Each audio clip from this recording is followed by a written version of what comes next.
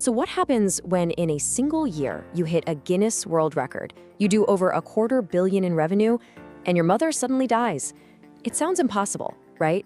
But today we're going to distill the incredibly powerful and, yeah, harsh lessons that entrepreneur Alex Hormozi learned from living that exact year of profound extremes. Just let that sink in for a second. On one side, you have these absolutely staggering professional wins. I mean, numbers that are kind of hard to even wrap your head around.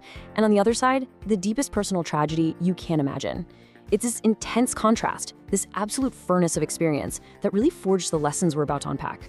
And Hormozi's goal here is our goal today. We're not just talking about some abstract business theories. These are real principles, born from a crucible of immense pressure, unbelievable growth, and just devastating grief. He breaks it all down into 3 key areas, so let's dive right into the first one. Okay, first up, mastering the internal game. Hormozi's whole argument is that before you can achieve anything massive on the outside, you absolutely have to build an unshakable foundation on the inside. It all starts with something he calls mental toughness. Now, the key word here is measurable. See, for Hormozi, mental toughness isn't some vague, fluffy idea you see on a motivational poster.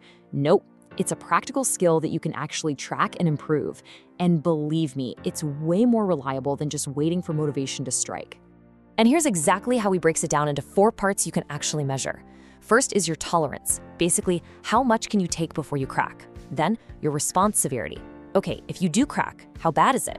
Next up is resiliency. How fast do you bounce back to normal?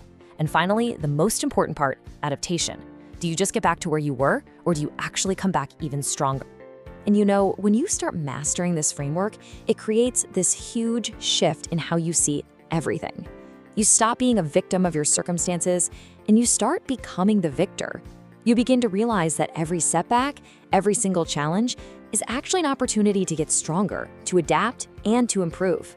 This quote from Marcus Aurelius is absolutely central to Hormozi's mindset. It's such a powerful reframe, right?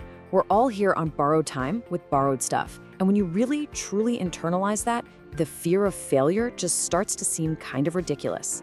It frees you up to take bigger, bolder risks. All right, so that internal foundation is the engine. But an engine is pretty useless without a car to move, right? And that brings us to part 2, winning the external game.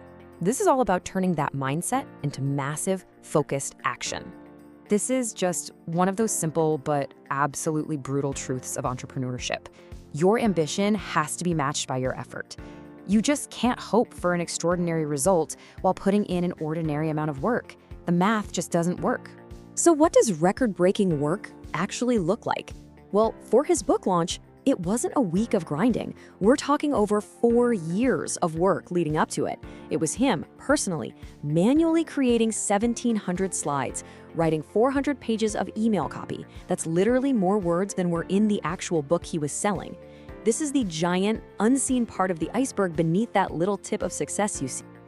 And when it comes to all that work, the marketing, the sales, the communication, Hormozi lives by one really simple rule: clear beats clever.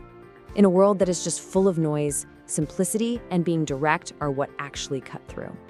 And here's how he actually puts that into practice. So instead of scattering your message, trying to push 10 different ideas, you focus all of your energy on one big, powerful idea, and then you give 10 compelling reasons why it's the right solution. It's a strategic shift from trying to be broad to being incredibly deep. All right, finally, that brings us to the third and final part, the scaling game. Once you've mastered yourself and your actions, the real challenge is building something that can grow far, far beyond your individual effort. And this is all about people, leadership, and systems. A huge lesson in building a team is really understanding this distinction. A great salary might get an 8-player in the door, for sure, but it's the culture. You know, the environment of winning, of high standards, of mutual respect. That's what makes them actually stay and do the best work of their lives.